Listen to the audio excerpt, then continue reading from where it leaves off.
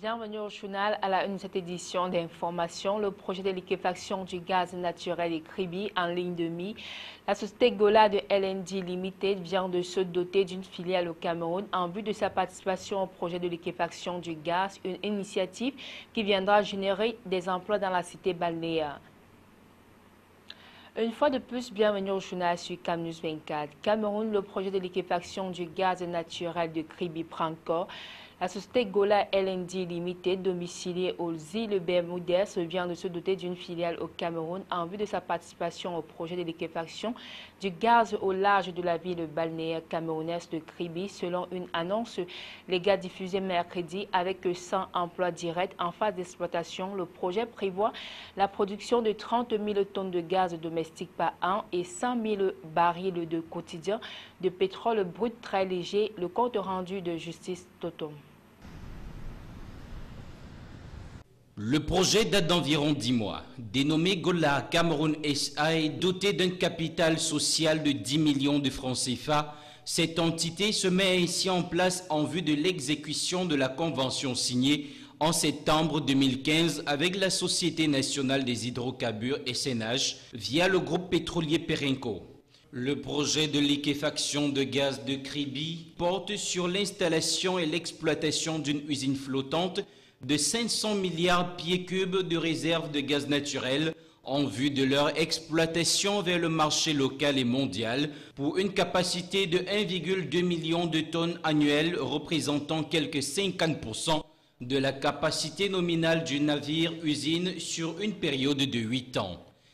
La dite usine flottante de gaz naturel liquéfié GNL, qui a nécessité un investissement de plus de 400 milliards de francs CFA, devrait entrer en activité dans quelques semaines. Avec 100 emplois directs en phase d'exploitation, le projet prévoit la production de 30 000 tonnes de gaz domestique par an et 5 000 barils quotidiens de pétrole brut très léger, encore appelé condensat.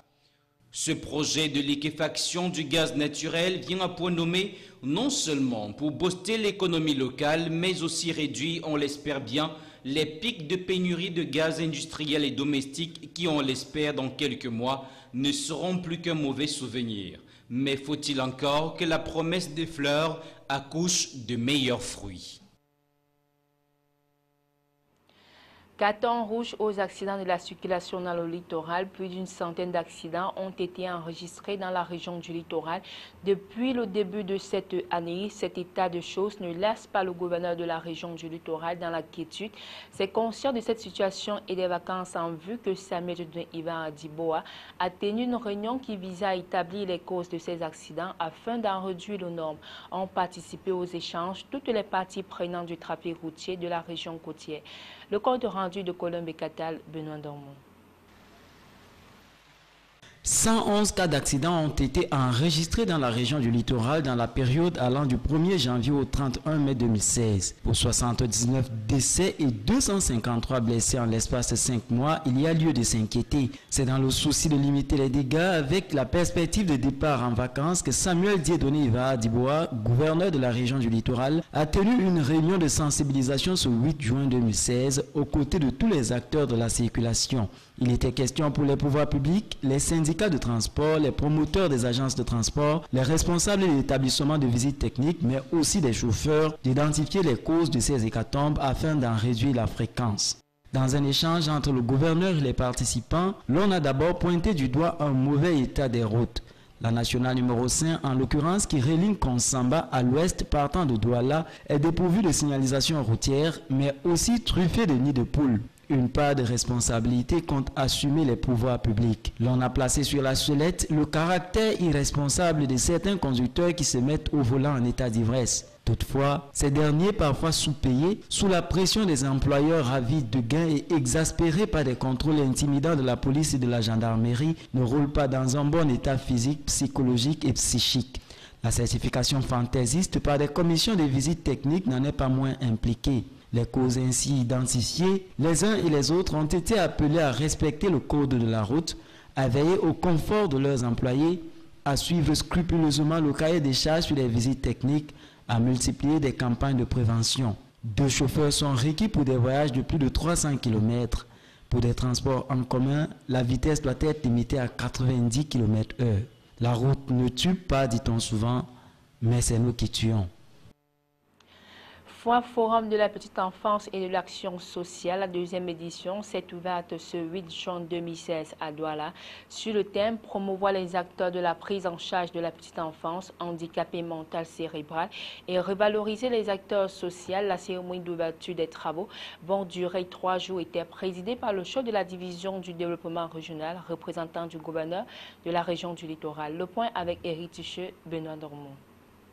Plateforme d'échange et de partage, la foire de la petite enfance et de l'action sociale organisée par l'association AAC sous la coordination technique de la délégation régionale des affaires sociales pour le littoral a pour objectif de mobiliser les acteurs sociaux, décideurs et opérateurs économiques autour de l'action sociale. Outre la thématique retenue, la foire forum de la petite enfance et de l'action sociale innove en cette édition 2016 avec la grande foire regroupant pour la plupart des exposants qui œuvrent pour l'action sociale. SOS Village d'enfants est en charge de l'enfant en détresse. Et l'enfant abandonné, l'enfant orphelin, à qui nous donnons un accompagnement pour qu'il puisse devenir autonome. Cet accompagnement se fait à travers la prise en charge familiale à long terme qui se fait au sein des villages d'enfants ou dans les familles d'accueil. Durant 3 jours, les populations pourront non seulement s'informer sur les actions sociales à travers l'exposition des talents, mais aussi se faire dépister gratuitement des maladies diverses. Une occasion idoine de promouvoir les acteurs de la prise en charge de la petite enfance, avec à la clé une soirée caritative en faveur des enfants vulnérables.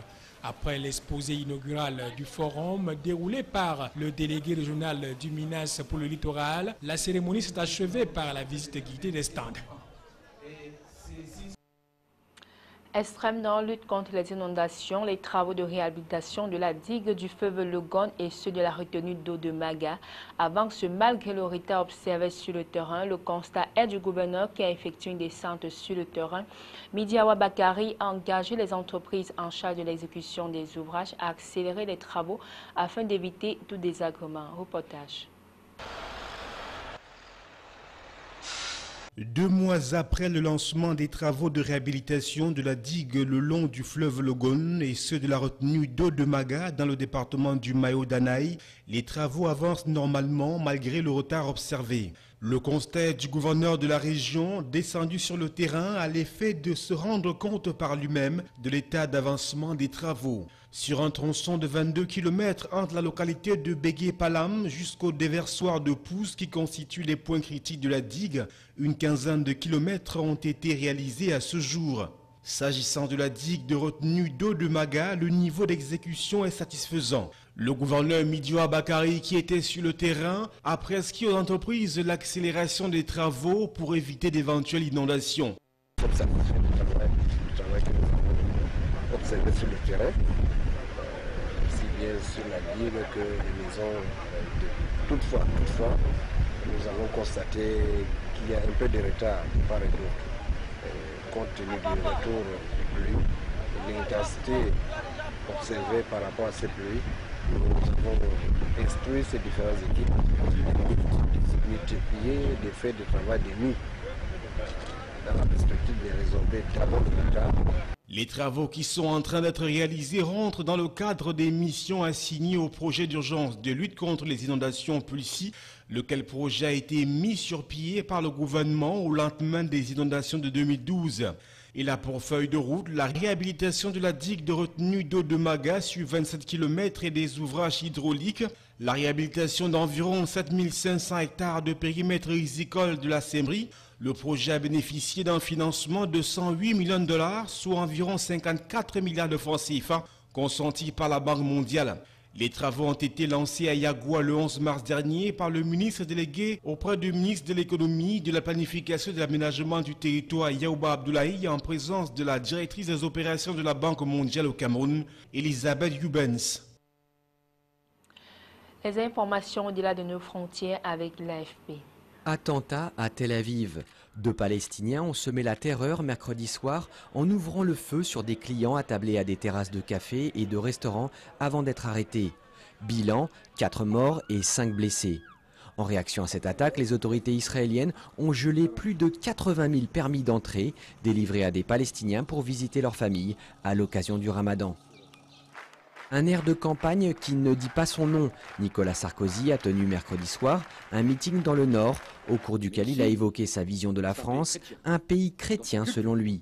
Face aux critiques sur une utilisation des moyens du parti, les Républicains, en vue de la primaire de la droite, Nicolas Sarkozy a rétorqué jeudi qu'il s'exprimait en tant que chef de sa formation. Les rebelles syriens marquent des points contre les djihadistes de l'EI. Dans la province d'Alep, au nord, ils ont notamment réussi à rouvrir une route de ravitaillement vitale menant à la frontière turque. Pendant ce temps, en Irak, l'armée continue d'avancer vers le centre de Falloujah pour reprendre ce bastion du groupe État islamique. Émeute de la faim à Caracas. Des échauffourées ont éclaté mercredi entre les forces de l'ordre et des manifestants qui réclamaient de la nourriture devant un supermarché. L'exaspération populaire et les tensions ne cessent de grimper au Venezuela face à l'effondrement économique du pays qui a entraîné une pénurie de produits de première nécessité. Premier entraînement public mercredi pour les sélections belges et suédoises. À 2 jours de l'ouverture de l'Euro, les Belges ont pris possession du stade Chaban-Delmas à Bordeaux où les Diables Rouges ont soigné leur cote de popularité devant 10 000 spectateurs enthousiastes. Un peu moins de monde à Saint-Nazaire pour la sélection suédoise où le public ne semblait avoir Dieu que pour le capitaine Zlatan Ibrahimovic. Fin du journal, passez d'agréables moments sur CAMnews 24.